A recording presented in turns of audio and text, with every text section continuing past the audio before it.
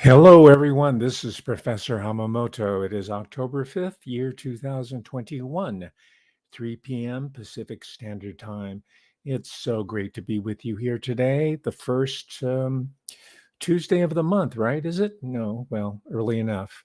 It's hard to believe that we're almost at the end of 2021. Thanksgiving will be upon us soon, the holidays, and then we'll be slogging on into 2022. It's going to be an interesting year as well. Before I begin, I'd like to welcome Timothy Judd, Melissa Clearwater. Sorry, the print's really small. I'm sorry. I can usually read better than that. Michael Charlie, hi. Piper Fogel, hi. Tyrone Sargent, good to see you again, Tyrone. Jansen Brown, yes. Maureen S. And the gold color early on, he's interested in the Sex Pistols. Maybe we'll be able to range into that area. But for now, I want to start with the British post-war period, 1950s to the 1960s. As I state in the description here, I'm going to be dealing with, well, he's not going to be the focus, but most of you are acquainted with the situation that devolved around this personality. By the way, he was a knight of the realm, of the British Empire realm. Sir Jimmy Savile, right? The presenter with the BBC and personality, a friend, I guess, a close associate of people ranging from the Beatles all the way down.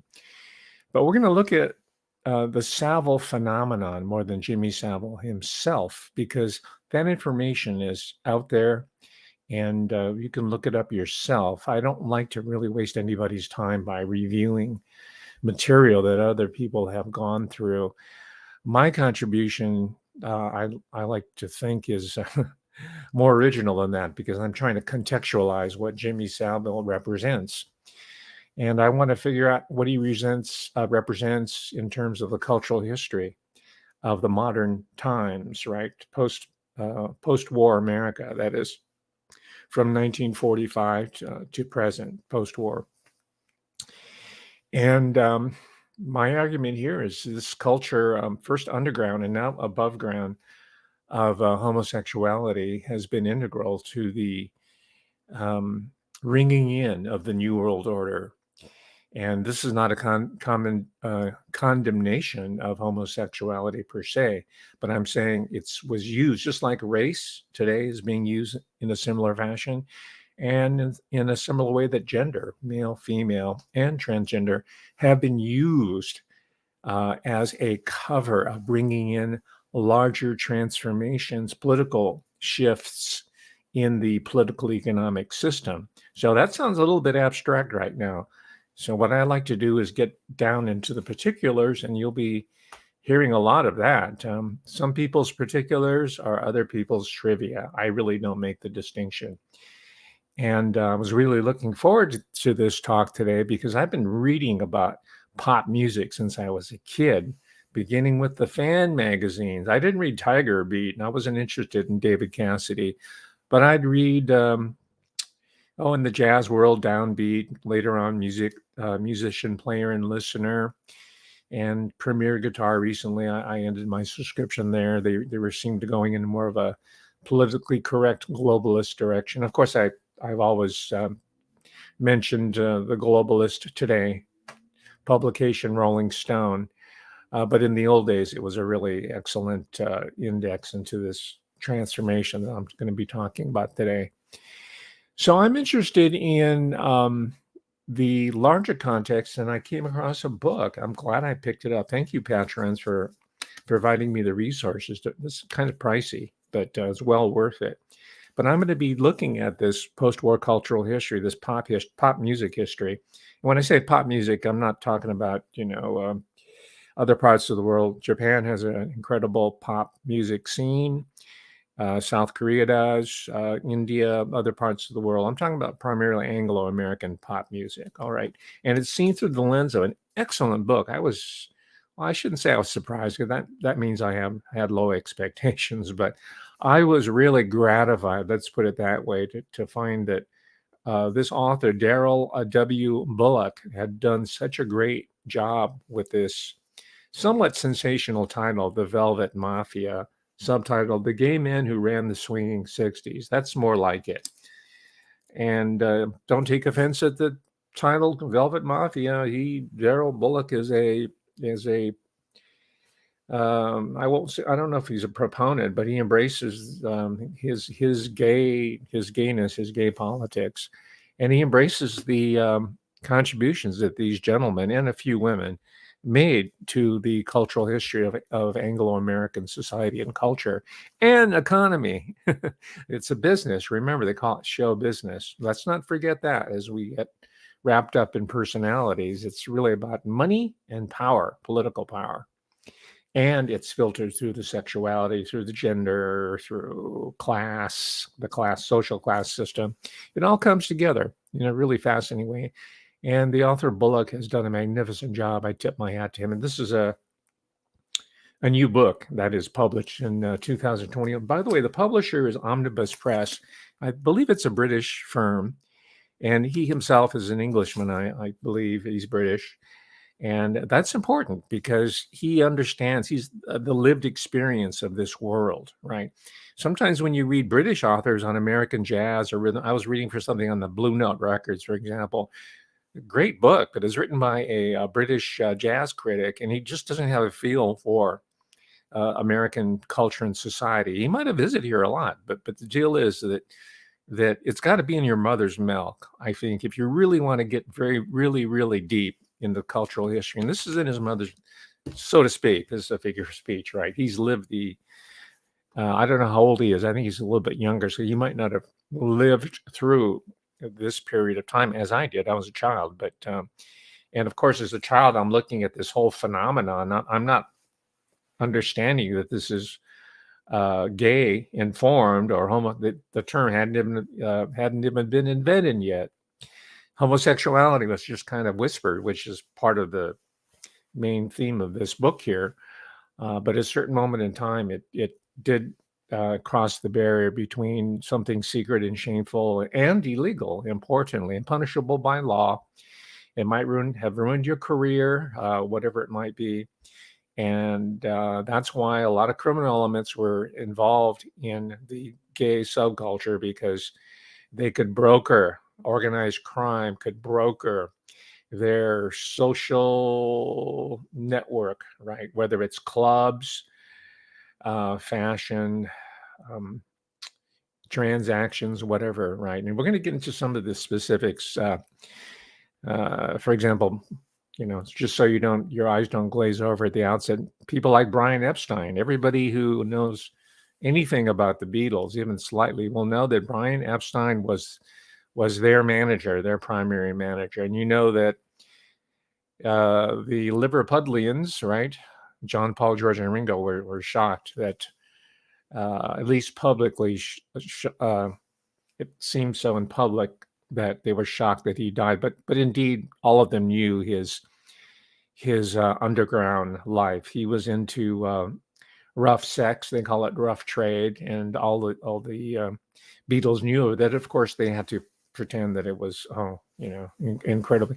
And by the way, they presented it as I think it was it a suicide or something? But he might have been murdered. And the author hints that not just in the case of Epstein, but other gay managers who committed suicide might have been suicided. And that's where the money and power comes in. All right. So anyway, I'm getting ahead of myself. So importantly, I'm trying to connect what was taking place in the late 50s through the 60s, 70s, 80s, and through those decades to the present. I'm trying to connect it with the new world order of the present, right? That's really why I'm into this. Yeah, I like the celebrity gossip and the gab and all, the Beatle history and what some people view as trivia. And I get to learn something about the Who, right? Pete Townsend and the Who and all the great British groups and their contributions. You can't take that away from them, right? Incredible, right? But then there's this other stream of it where that energy, that creativity, and the money that they were able to generate from this huge industry, when it was really needed in the post, especially the post-war British economy, not so much America. America, didn't the World War II wasn't fought on U.S. soil. I mean, even Hawaii was an American territory. It was not a state. It was a colony of the U.S. And Britain bore the brunt of this war. And in fact, I went to a Who concert number of years ago, and they have these great introductory movies, a panorama of their social and cultural milieu in which the members of the Who grew up. And yeah, it really takes you back there. They all grew up in hardship, extreme, and so did these managers, rations, and couldn't have what most American kids took for granted. I think that's one of the reasons why they were so fascinated by American pop culture, especially rock and roll. Man, you got 16-year-olds driving cars to high school? That's crazy. And they're Levi jeans, and they had these, which were prohibitively expensive, even if you could find them. Fender guitars, Gretsch instruments, Ludwig, right? Or any other, Gretsch drums, right? That would be, I mean, when Ringo got a pair of Ludwig drums, he was ace. It showed that he was at the top of his game, and indeed he was the best drummer in all of Liverpool, and really held down the band. So that's the context in which, what we're talking about. They went from black and white to Technicolor in a very short span of time. And that is seen in the day glow psychedelic clothes in the Carnaby Street plumage. Carnaby Street was the fashion center. Before it was Bond Street for the bankers and your business people. But for the budding counterculture, it became Carnaby Street with all the peacock clothing and the bright colors and all that. That was a reflection of the post-war affluence that was beginning to find its way in British society. Yes, once upon a time, Britain and London was affluent. Now they're trying to, Boris Johnson, right, turned out to be, well, he turned out to be what he really is, right? They're putting the clamps on there because there's money and there's wealth, and there are plenty of resources around there. It's just that they have to come up with a new reason to constrict access to it so that the power elite can maintain control. And one of the ways that the power elite maintains control is through the culture, through the popular culture. I've said this over and over again.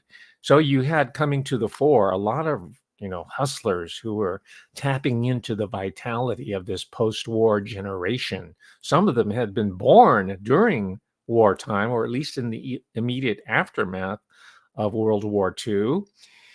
After having their parents and grandparents gone through years of privation, and maybe many of their fathers going off to war and never returning, or relatives, right?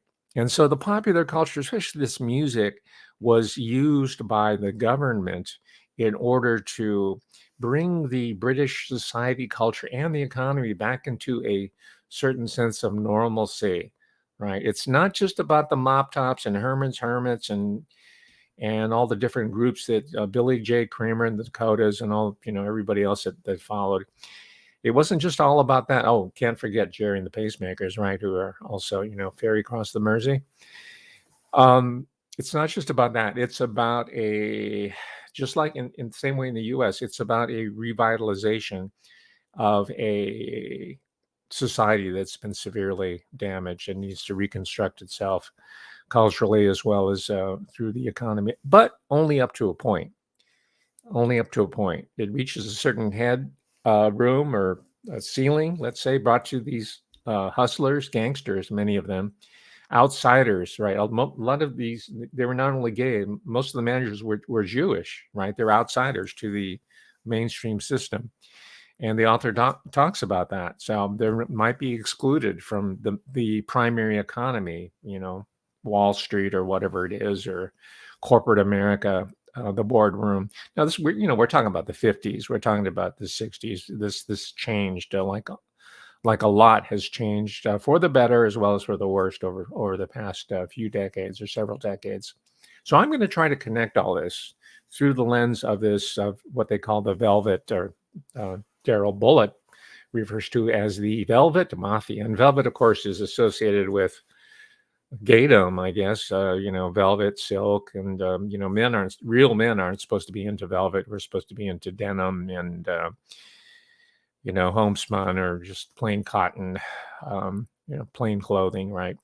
And by the way, the title of this talk, it's a Britishism as well. I call it the bent roots of British pop music. Bent, it means gay. It means that was one of the disparage and poof. He talks about all the different terms that are specific to Britain that were in currency then. Again, there was no gay terminology at that time. That didn't come until about around the 1970s, around the same time in the U.S. where there was the gay rights movement. It was happening in Britain. There's a good deal of coordination, Anglo-American coordination and global coordination. Because at that time, I think the Tavistock Institute and the universities had figured out, how do we use this youth energy? How do we use the gay energy? How do we use racial, ethnic energies and conflict? How do we use it to benefit British American capitalism and the corporations? Well, we're going to allow these kids and these creative people to rise to a certain point, and they're going to take us there, and then we're going to scoop up all the money. Then they're going to go back into the ash heap of history. And we've seen that more recently in the case. I've mentioned this before. We've seen it more recent examples of Michael Jackson killed, right? Came up against Sony, right? Prince, right? Prince, Rogers, right? Nile Rodgers, is it? No, Prince Rogers. I can't remember, but I guess that was his first name. Nile Rodgers is the singer, producer, guitarist, right? With Chic. Dead, right? And other individuals, and maybe even John Lennon. We don't know. I think he was having problems with the recording mafia as well. And by the way, I gave a talk earlier about Morris Levy here in the U.S. He's a gangster. I think he was affiliated with the Genovese family, and he ran Buddha Records, Roulette, and he was a jazz club owner. A lot of these managers we're talking about had their fingers in the live venues. And I think he ran some of the top jazz venues that are in, all the history books, right? Birdland, for example. But his job there was to kind of find talent and exploit them and give them drugs and women or boys or men or all of it, and take their publishing, steal it from them, and take their royalties, right? That's where the power and the money comes in, the political power as well as the finances come in. So you see certain parallels there, direct parallels there. And again, if you want to scale that up, that's really how the New World Order operates, right? Now, I mentioned at the outset of this talk the name Jimmy Savile. Go look him up. The news broke a few years, it seems like ages ago, and everybody was so shocked, right? Not me, because I understand. I've been studying the V complex and the HIV. I've been studying it for 20 years and all this stuff. It's not new to me. I study at UC Davis. I'm not about flavor saver tomatoes. I've been there and I've done that. And same with Jimmy Savile. I understood how the flavor, that particular complex is held together. It's held together by sexual blackmail. So, it didn't surprise me. I mean, that doesn't mean I was happy with it. I was saying, I'm glad the story's out. Now people are becoming a little bit more sophisticated about how the society and culture really functions. And if there's anything positive to be said about the last 18 months, going on 2 years now, lockdown, is that there's been a mass growth of maturity amongst adult people as well as younger people about how the world really functions. And that's the first step in trying to eliminate these problems, or at least reduce them, right? We're not going to get rid of gangsters. We're not going to get rid of moral crimes totally. And we don't want a society that's going to strive for that, because what that means is that all of us are going to be put into the same bin, subject to surveillance and oppression, right? And as I have argued before, your gangsters, including Morris Levy, in a way have helped subsidize what has now become considered to be great art, right? Back then it was disposable, maybe. Who knows that the Beatles would have lasted? I knew it because I was a fan and I knew that their music was going to endure. But they're bigger than ever, and that's just one example out of many. We can talk about the Doors and You name it, Crosby, Stills, and Nash and Young, on and on and on. They're going to be around. Their music's going to be around for a long time. We talked about, or we read about Gary Glitter, right? There was a direction that pop music was heading that was being taken there by the gay subculture. And one of their icons was Gary Glitter. That was glam rock. This is pre New Romantics. This was pre, I guess, the Manchester sound, right? With the people pre goth, right? Gary Glitter. Awful, terrible, right? I couldn't stand his music. That's not his real name, Glitter, you know. And then he was arrested by Interpol, I think, and brought to trial in Britain. And I think he might be still in prison for pedophilia. I think he was in Thailand, or it was a Southeast Asian country where he was engaging in what they call today sex tourism. And there were some people who were implicated but never really brought up on charges. And I'll mention the name because he was in the news, but innocent until proven guilty. Cliff Richard, who, by the way, is another knight. He's a Sir Cliff Richard. And he was, by the way, the American, quote unquote, Elvis, who never quite broke in the US. But he did movies, and he did, in case you don't know who he is, and a lot of pop songs. He was big. He was, he kind of paved the way for people like the Beatles.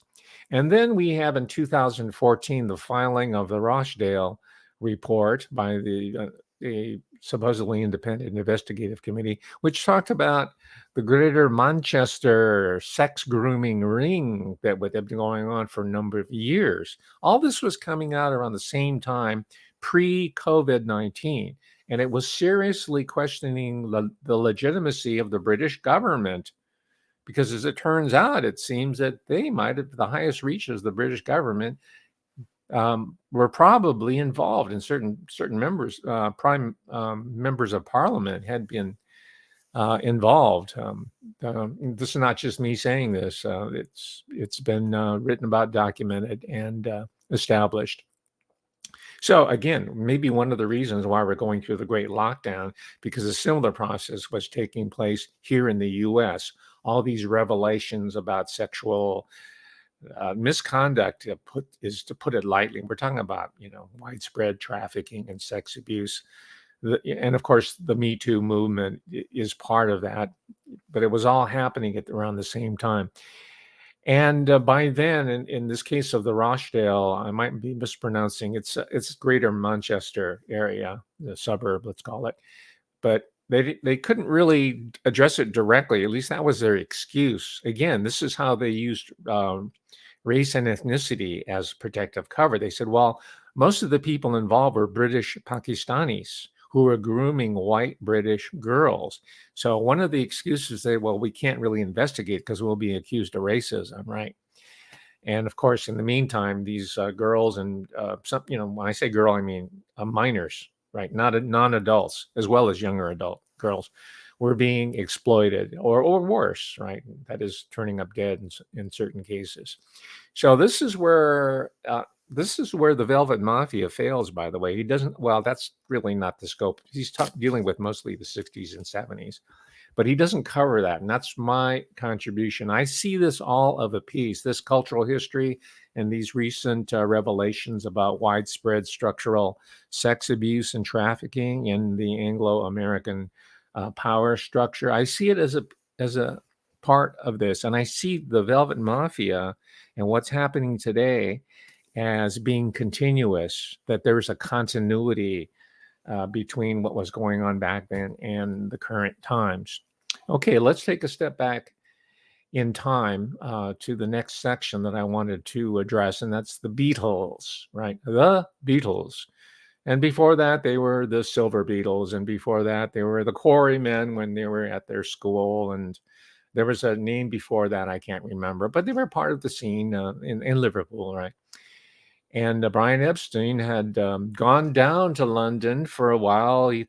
I think he was studying maybe part-time at the Royal Academy of Dramatic Arts. He had an idea that he wanted to study acting and go into the performing arts. Of course, his parents were against it. They were very prosperous and well-established merchants, retailers. They had a furniture outlet, and then they bought out a retail music outlet that was right next to their store, and they rebranded it NIMS for short. What is it? North England Musical, I think it's called, or Northeast. I'm sorry, Northeast Musical Service.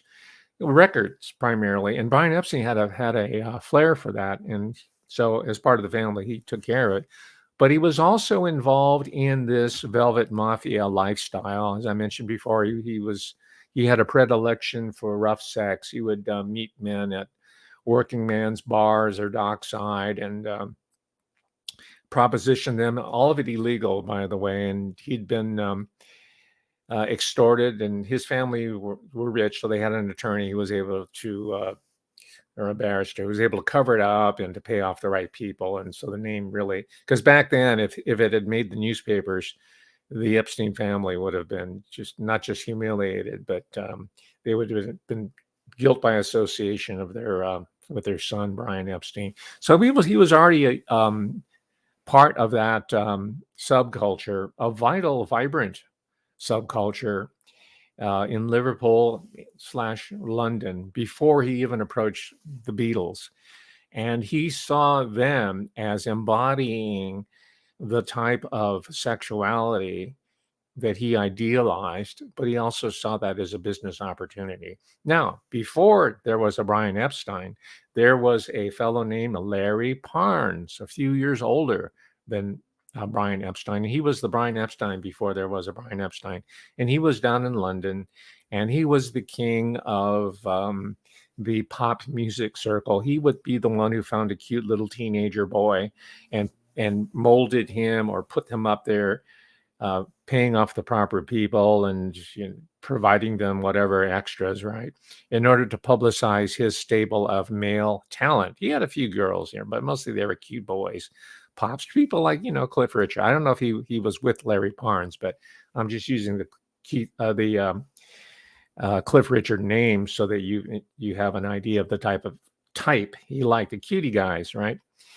At the same time, in the London criminal milieu that struck fear in the heart of decent British subjects were the Cray twins, spelled Kray, Cray. Again, right? We're talking about Morris Levy and the Genovese and the other people who were involved in jukeboxes and the record business, movies and, talent agencies, booking bands and all that, all totally mobbed up in the U.S. Similar case in Britain. And there were a number of people, but the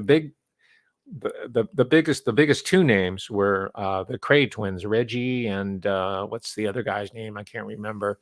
Reggie and Ronald Cray. They were identical twins. And apocryphally, I don't know, I've read a little bit about the twins, so I can't really figure out what's legend and what's real, but they were both gay. But they were also so twisted they even committed incest between each other, twin incest, right? That's one of the stories. I don't know if that's true or not, but I'm sharing it with you because it has made print. Now I'm just repeating the story to you. But the real function of the Cray twins was sexual blackmail. Sound familiar? Yes, indeed. It was to get lawmakers all the way up to prime minister, right, in Britain, but certainly members of parliament, the local constabulary, union people, whoever they would, and celebrities, and applied the principles of sexual blackmail in order to extort money from them, as well as to extend their criminal network, their power there. So that's Reggie and Ronald. Read up on them. Really incredible. I mean, we know a lot about the American criminal subculture, but spread out a little bit and read about the British, especially modern British subculture. It's fascinating. And it's also integral to post-war British history, just like it is here. I don't know if there were criminal elements involved in political assassinations, as we saw in the U.S., but I'm still reading, so I'm trying to find that out.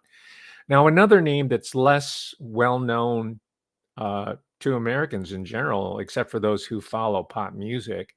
And I didn't come across this name until about 20 years ago because no one cared about producers. We cared about the talent in front, the band leaders, the musicians. Those are the people in the pop magazines. And until recently, the producers and the arrangers and even the songwriters were kind of given short shrift, unless you were a musician or an insider of some sort. So I started reading these biographies. I think it was Backbeat Books. It's kind of like Omnibus Press, but in the U.S. I think Backbeat. I can't remember where they came from. I think they came out of Downbeat Press, a division. Anyway, the point is that they started. There was a monograph or two or a book or two about Joe Meek, and I read them, and I found this fascinating because I realized that he was the genius behind one of my favorite songs of the early 60s before the Beatles hit. And we used to hear this on the radio. Of course, my dad didn't like it, but the kids outvoted him, and so we had to turn the AM car radio to this one channel, AM station that played all the pop hits. Right, this is before rock. I think they call it pop radio or KRLA, KHA. This is Los Angeles market, right? And the title of the tune was Telstar, right? Like this telecommunications telecommunications satellite, Telsat, because Joe Meek, it's spelled Meek, by the way, if you want to look it up, was trying to bring in this new post-war 50s Sputnik space age sensibility for the new generation. He was trying to capture it in popular music, and he succeeded. This is 1962. And it was a group called the Tornadoes, which was his studio group. They just put the name out there. And it became a #1 hit in America. It's the first British post-war hit, maybe in all of pop history in America, to go #1. That's Joe Meek. And I didn't know this when I was a kid. Now I know. But why am I mentioning him in this context? Well, Joe Meek was also part of this Velvet Mafia underground. So if you wanted a hit record with his Joe Meek touch, by the way, he also designed, which are still in use today, custom audio producing equipment, electronics, right? Echoes, reverberation effects, and as well as early modulation effects, which are nowadays common, right? But back then they were brand new. That's Joe Meek. He's an audio pioneer, not just in pop music, but in general. He's in the history, right? But he was at the same time part of this gay mafia, the Velvet Mafia. So if you wanted the Meek touch, if you wanted a chance at getting on Tops of the Pops or the Billboard in the US, right, and get your record, you had to go through Joe Meek. And if in order to do that, there were certain hurdles you had to jump. And one of them, maybe you had to sleep with Joe Meek, right? Because he was a notorious horn dog, according to his books, and he was very, very creepy. If you looked in a British slang dictionary under bent, you would probably see Joe Meek's face. Talk about sexual predation and sexual predator. Now, Joe Meek worked, I think, early on with a Australian-born British, and then he worked a lot in America later, impresario, a hustler, right?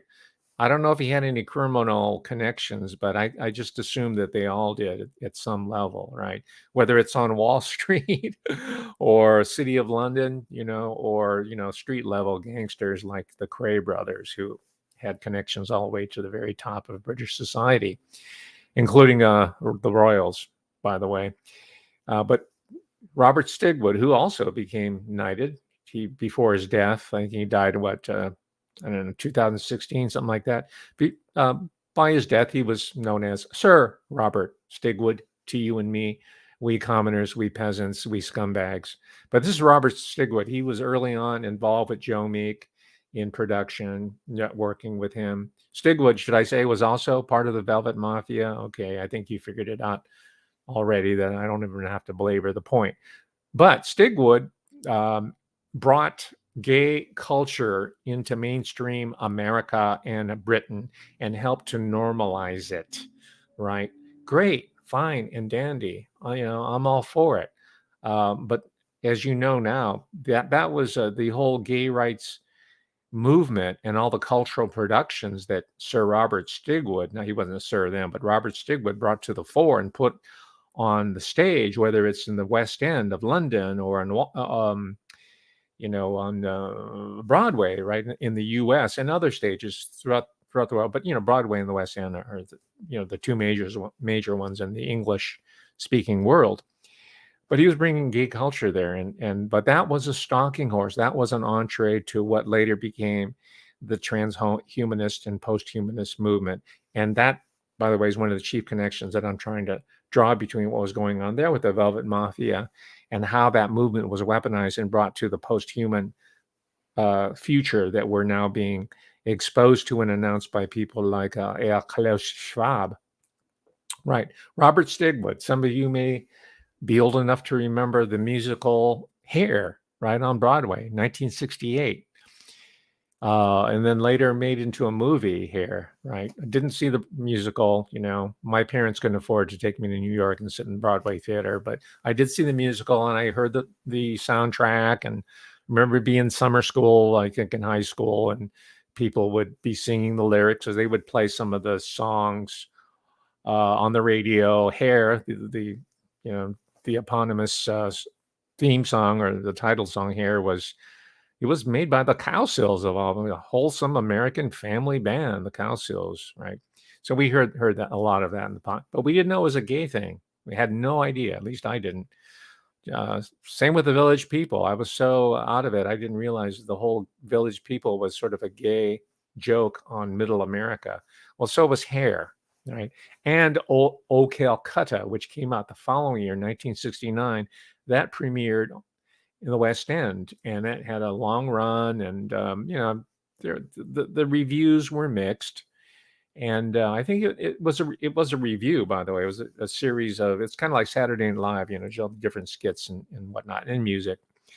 And it was, I think it was done by Kenneth Tynan, who was a prominent theater critic and provides the stamp of legitimacy there. But I just read recently that Harold Pinter, the great, dramatist of the English language, was asked if he wanted to write it, put his name to O Calcutta, and thankfully he said no, thank you. And good for him. He shows that he had good artistic instincts, because that no one really talks about O Calcutta. They still talk about, to a certain extent, Jesus Christ Superstar. That came out in 1969. And again, it was Robert Stigwood production, who was an integral part of the Velvet Mafia, that brought these, one after another, these really, they're gay subtexts. They were intended to really shatter the Abrahamic stranglehold in their minds that was keeping them out of the limelight and becoming who they really were. Hence, Jesus Christ Superstar. I mean, that in itself is a profanation, and deliberately a provocation, right? Starring Ted Neely, and it was made into a movie too. Yvonne Elliman was Mary Magdalene, 1970. Anyway, but take it further back, even before Joe Meek and before Robert Stigwood, you see that the British Broadcasting Corporation, their broadcasting house, BBC, right, radio and the television, and later movies, right? And it used to be a state monopoly. Then they, allowed other semi-state entities and then fully for-profit entities into the picture. But before, it was closely administered by the, anti-BEEB, as it's called, the British Broadcasting Corporation. But a material reflection of this undercurrent of pedophilia is seen in a group of sculptures that adorn the broadcasting house of the BBC. And this was done by a sculptor by the name of Eric Gill. He was he had anarcho-syndicalist, communist, subversive politics, right? As a lot of upper level British and now American people are completely, I'd say, involved in post-anarchist type politics, right? These are your judges. These are a lot of your lawyers here in America. So the left has become morphed into that, and that's why we're in a lot of problems here. What people call them communists today, they're missing the point. They're still talking about the 1950s. Something different is taking place in 2021, which I'll talk about at another date. That goes beyond commies and Chi-coms and all that other stuff. It's much deeper than that, and it's morphed into something different. But anyway, Eric Gill announced what the BBC would be about, and that's man-boy love, because they're naked boys um, in the sculpture.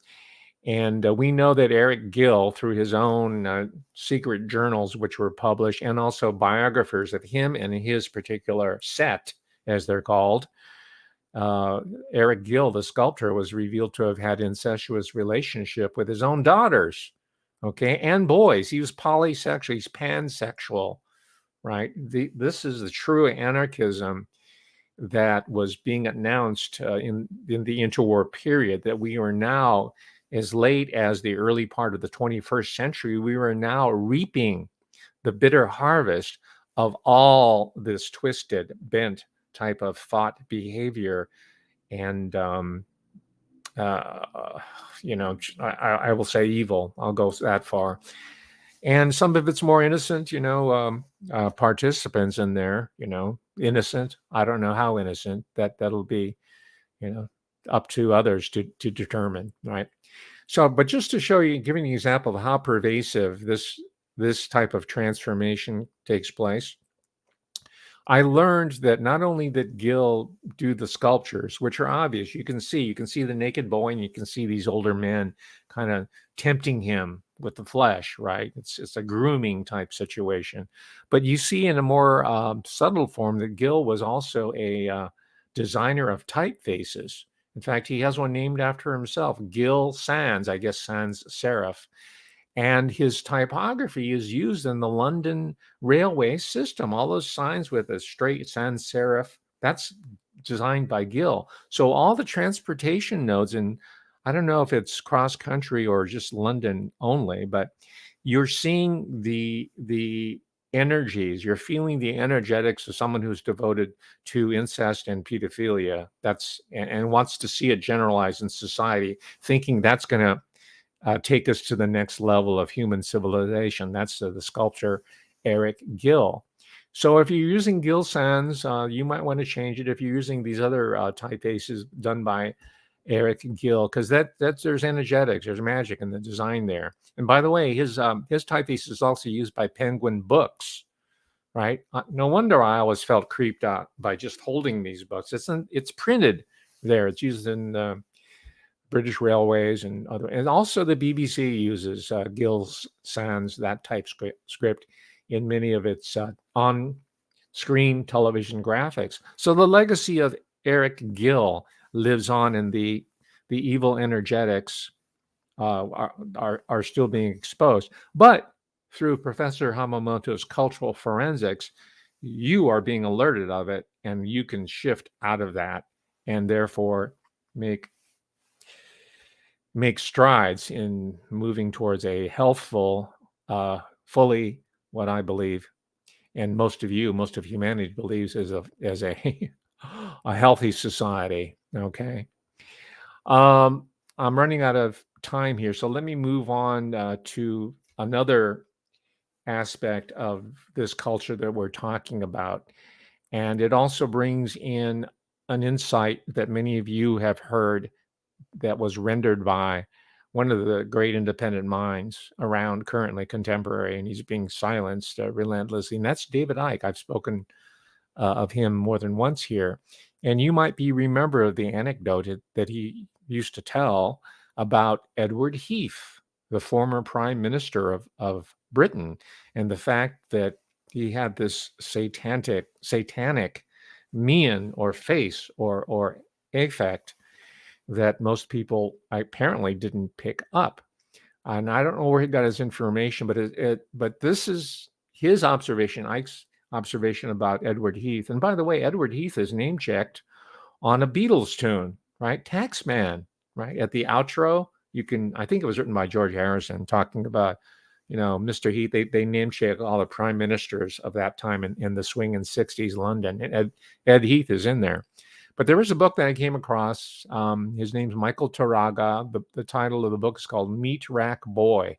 And here he talks about having sex with Uncle Teddy. That's his name. And how he was groomed as being part of this meat rack society. And that's the sordid part. Bullock does not get into the sordid exploitation of children, primarily boys, but also girls, because a lot of the elite are polysexual. They don't really make a distinction between the gender. That's why we're getting hammered with the transgender, post-transgender. They believe in pansexualism or polysexualism. So this isn't. This helps to complement, let's say, or fill out the story that Bullock does not want to talk about for whatever reason. Maybe it's beyond the scope of the book, but I'm bringing it to you. So check out this book by Michael Taraga. It's called Meat Rack Boy, and he talks specifically about the school system and how the school system and what the equivalent to child protective services in the U.S., how they pimp out boys like him to prominent figures. I think it was last week or the week, or maybe, the last week I talked about this woman who was out in Memphis, Tennessee, who ran a child protective services private organization, but she was also selling children to American elites, whether they be in government or show business. A good example would be Joan Crawford, right? So this is something that has been going on for decades, and it's still going on here. And that's another reason I believe that we're seeing this severe lockdown, because all that information was beginning to come out by people who were victimized by it themselves, as well as independent researchers and writers. And if you're not talking about this complex here, and you're not talking about this as being central to everything that's taking place here, all the good, bad, and the ugly, then you're not really grasping the enormity of the problem. You're only tackling a part of it.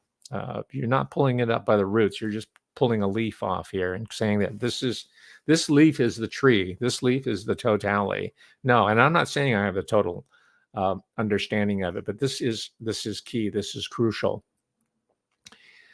Let me read just very briefly by Michael Taraga. It says, we were at the sailing club called Pin Mill at Suffolk. It was the school holiday, and as I didn't have a home to go to, I was taken out by the deputy head. Interestingly, official records said I went home, but my argument is, how could I go home when the council were my legal guardians? So he had already been taken out of the home, and he was under custody of the state. I was 13, 14, so I would have to have been around 1962. I just spent an afternoon with him sailing and swimming. I didn't know who he was. We were just told to call him Uncle Teddy, and that's Ted Heath. And this is in the 50s. So, when you had an older person there, you respected him because of his generation, and you're not going to be questioning their authority and all that. So page 52 says, so what and I'm not doing this just for titillation purposes. I just want to demonstrate that this person, Michael Taraga, witnessed this and is writing about it. And you'll have to decide whether it's a real account or not. I happen to be convinced that his account is honest, because I'll take his word for it for now. Edward Heath is dead and gone. So anyway, says, what did Uncle Teddy do? I'm reading. What did Uncle Teddy do? All he did was dry my naked body, play with me, and make me do something to him. We gave each other oral sex. The end. All right. It goes on and on and on. So I've been, reading all along because I'm interested in elite sexuality, both in America and Britain, but primarily in the United States. And I've been working on a long form piece on that, and some of that will make it to these talks as well as in published form at some point. Let me move back now to the Velvet Mafia, and it'll surprise you some of the contemporary connections that you will be treated to presently. Okay, you might not know the name Lionel Bart, but he was a pop songwriter. He was, considered a genius, and he also became a sensation of the British theater. He wrote a popular musical based on, Dickens, right? Oliver Twist, called Oliver. And I have the CD, and I'm listening to. I'm studying it because that's what I do. I'm very comprehensive when I talk about cultural forensics. And of course, this track caught my eye immediately. Number 4, the title of this song is called "Boy for Sale." All right. Am I just being overly paranoid or suspicious? And I listened to it, and I think my suspicions are confirmed. Where is Love? All written by a prepubescent, or sung by a prepubescent boy whose voice has not broken yet. It's so Vienna Boys Choir, it's like the eunuch, and on and on. So I've been studying this, and who shows up in this book all over the place? But who? Lionel Bart. Yeah, bingo, right? So my instincts are right. Now, here's where I'm bringing in some other threads of a la cultural forensics. There was a guy by the name of Steve Marriott who was one of the founding members of a 60s group called the Small Faces, right? I won't give you their names, but one of the more prominent later members was Rod Stewart before he went solo. He started out with the Small Faces, but Steve Marriott was the musical mind behind that group called the Small Faces. And then that broke up. And later on, he went on to found a really good hard rock group called Humble Pie. I got their, because I wasn't, I heard them on FM radio and I thought they were pretty happening, but I never bought any of their records because I think I was more into more sophisticated, in my mind, music. I was into jazz and blues and, roots music, country music. I wasn't listening to a lot of hard rock in the 70s, but I'm revisiting Humble Pie live and their greatest hit. That's Steve Marriott. Okay. Now it turns out that Steve Marriott was one of the understudies as Oliver, I think he was the understudy for the Artful Dodger, one of the boys there. And so I'm sure he was fairly sure that he was initiated into theatrical world, man-boy, intergenerational sex and grooming, right? And the reason why I started investigating Steve Marriott's career is because reading up on him, and he suffered a lot of mental problems, and he died at age, I think he was 40 or something, maybe in his 30s, sort of like one of those purposeful accidents. I think he burned himself up with a lit cigarette in his couch, but he was totally into drugs. And he was also suffering from mental illness, as they called it back then. And I'm suspecting that some of it might have stemmed from the sexual abuse that he was receiving as a child actor regularly on the West End. He didn't go to America for the Broadway production, but he was in that circle. He was a child actor before he became a rock star, Steve Marriott. Interestingly, guess who else was his cohort as a child actor? Yes, Phil Collins. In fact, I read this years ago, by the way. Now I'm bringing it all together. I'm pulling all these different threads. Phil Collins' mother was a talent agency, and so she put Phil into a lot of these productions where they needed juveniles, right? Child actors. And supposedly they were supervised, right? They had to have so much hours of school and tutoring, and just to make sure they weren't exploited, right? And that's their plausible deniability, right? And I think it might have been Collins who brought in Steve Marriott as an actor, because he had as a kid had an incredible singing voice already, which you hear in Humble Pie and the Small. By the way, Small Faces, you might know them for that song that was a pop hit in the 60s called Ichiku Park. And you hear this swooshing sound, like sounds of dissociation, of sexual trauma, right? Sort of psychedelic, but it's also taking you into a different mind. When you're in the process of being sodomized, right? There's a split in your consciousness. But that, to me, I didn't know this when I was hearing this, but I just thought it was creepy. It was weird. And sure enough, I think I've uncovered the backstory of Ichiku Park. And Ichiku Park, even though there's another story that's being brooded about by one of the members, I think it's Kenny Jones. By the way, Kenny Jones later became the drummer for The Who after Keith Moon died, right? And there's also a Who connection here, which I'm running out of time. There's a whole Who connection to this Velvet Mafia deal. But let me finish up the story with Steve Marriott and Kenny Jones and other members of it. Ichiku Park is where older men find pickups, right? This is where you go to the lavatory or the public restroom, the loo, the john, the toilet to signal your desire to hook up with somebody, right? That's what Brian Epstein used to do up in Liverpool and in London and everywhere else in between. And that's he got beaten up many times for his efforts right there. So that's so we're seeing it from different angles, right, in music. Oh, by the way, one of the bandmates of Humble Pie, right, Steve Marriott's group, was guess who? And he was so gorgeous. He was so pretty. I mean, gosh, when that album dropped, I think it was 71, early 70s, which to me was a really low ebb in pop music in general because it was becoming corporatized and the true gangsters were already starting to be pushed out and the City of London Wall Street Mafia was starting to take over. So it was, but he was so gorgeous. He had these ringlets of Botticelli hair. He looked like a different version of Roger Daltrey during the Tommy era, right? And that person's name is Peter Frampton. Yes, Peter Frampton came out of Humble Pie, and they had a falling out, Steve Marriott and Peter Frampton. So, and then he went on. Frampton comes alive, and you know the whole story there, or at least you should, right? So you see all these different connections here, up and down.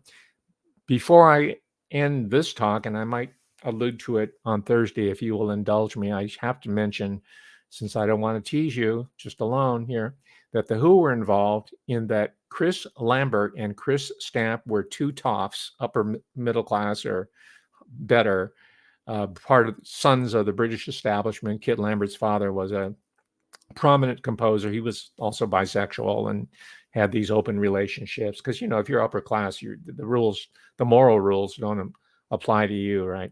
So his buddy, and they might have come out of our school, but they're both ne'er-do-wells, just sort of decadent, rich kids, toffee noses, right? Kit Lambert and Chris Stamp, they were supposedly documentary filmmakers. I don't know what that means. That means making movies about the hard, gritty world of the West End or the East End of London, or is it about making movies with Edward Heath and whoever else? I don't know, but he was a filmmaker, quote unquote. They were both filmmakers, so they were looking about to find someone who they can, because there was this pop scene that was beginning to explode.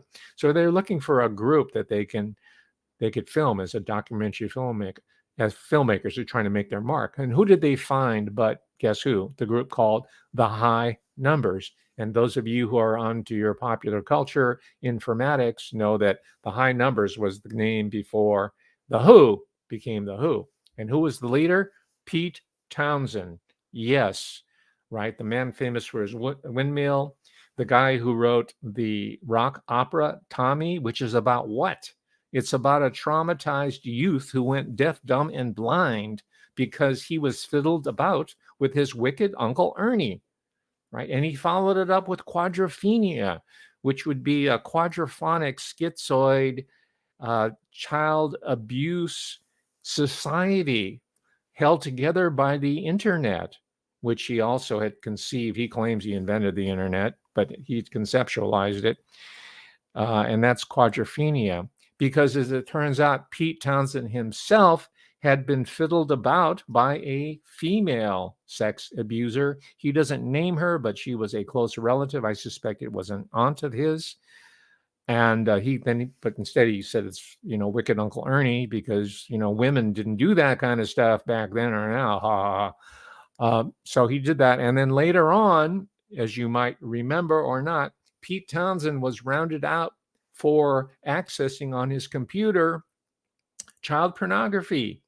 And he was brought up on charges, and there was some kind of plea agreement. And I don't know exactly how it played out, the specifics. If you want to find out, look it up or read his autobiography, as I have, because I was reading it. the autobiography is titled "Who I Am" by Pete Townsend. So when is he going to address the arrest part? This is, I want to find, and he does it at the very end, and he claims that he was doing research, right? And he put his money in there and his ID to look at it, and be, there he was. He was taken to this horrific imagery, and by then, his name was archived, and the police came after him, and who knows what he had to do at that point once the law had him in its vice grips. That's part of the sexual blackmail and the entrapment that takes place. So you can see how this whole circuit kind of completes itself. And I only have just touched the surface, right? We haven't even talked about Robert Stigwood. Well, I have. I talked about his impresario work, bringing these musicals, which are full of nudity and sex and irreverence and anti-Christian thought, right? Irreverence and all that, right? That's Stigwood. But then, he was a record producer as well. And guess who he brought on board? Yeah, he was originally Australian. He brought on the Australian group, the Bee Gees. And the Bee Gees, of course, did the soundtrack to Saturday Night Fever. This is before Beaver Fever. Saturday Night Fever, 1977, which starred, as you know, John Travolta. And most of you know more about John Travolta's private life than I ever will. So there's that connection. Of course, John Travolta, after Saturday Night Fever, went into another Stigwood movie, which was Grease, 1978, co-starring Olivia Newton-John, who is a prominent, now she's, out, I guess she's lesbian as well. So this is all part of the I don't even have to call it the Velvet Mafia. It's just a mafia, pure and simple. So what, our mainstream culture, quote unquote, has always been about this. So really, we don't need GLBTQ studies because the society itself is GLBTQ study. It is redundant. I mean, and I'm not just talking about the arts. I'm talking about all the different social, cultural, and political institutions here, right? So it's an important part of the cultural history. And the part, of course, I'm interested in is how this information that we're presenting here, we're talking about here, how it helps us today in 2021, escaping the bondage that we've been put into, right? It's not just a mondo bondage. It's not the sadomasochistic bondage that some of these practitioners enjoyed as a sexual kink. Now we're in psychosocial political bondage, which is an extension, I believe, that sadomasochistic impulse that had been workshopped over the past few decades and now has exploded onto the scene in the current lockdown. So there's some deep, deep, deep work that we need to accomplish if we can even hope to survive this crisis. I hope, ladies and gentlemen, that this excursion into the world of what I call cultural forensics helps us to understand. You're going to have to watch this over again. I'm going to have to watch it over again because I covered a lot of ground. There's a great depth here. And my preferred medium is to write it down, right? Put it in book form so that you can go back over it and assimilate it. And I have much more material. But at the same time, I enjoy presenting this information to you. It's my duty. It's my public service as a professor emeritus at the University of California, Davis, to share this information with you because we're all in the lockdown situation. We're all in a way, Steve Marriott. We are all the Artful Dodger. We are the beggar. We're like, this is Dickensian. This is techno-Dickensianism, right? We are the child. We're the child of the state of the New World Order. We are the children of Klaus Schwab, who are holding out the bowl and saying, please, another serving, sir, right? No, we're not having that, right? Because the other part of it is the revolutionary tradition. All right. Thank you, Debbie Zagapina and Piper Fogel, Ricky McDonald, 1, 2. Please have everybody subscribe, grow my numbers, share this material. I appreciate it. And I'll see you on Thursday. Thanks so much. Bye.